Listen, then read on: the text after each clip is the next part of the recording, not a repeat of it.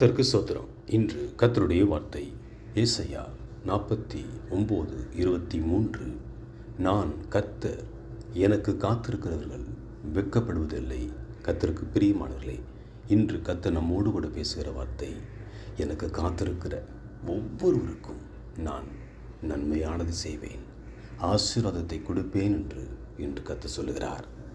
ஏசாயா 40:31 வாசிப்போமானால், கர்த்தருக்கு காத்திருக்கிறவர்கள் புது பலன் அடைந்து கழுகுகளைப் போல சிட்டைகளை அடித்து பறப்பார்கள். கர்த்தருக்கு பிரியமானவர்களே, கழுகுகளைப் போல சிட்டைகள் அடித்து சந்தோஷமாய் சமாதானமாய் பறக்கும்படி கர்த்தர் செய்வார். நம் ஒவ்வொரு காரியத்துக்காக தேவ சமூகத்தில் காத்திருக்கலாம். குழந்தைக்காக இருக்கலாம், குடும்பத்தின் ஆசீர்வாதத்துக்காக இருக்கலாம், தன்னுடைய வேலைகளுக்காக இருக்கலாம்.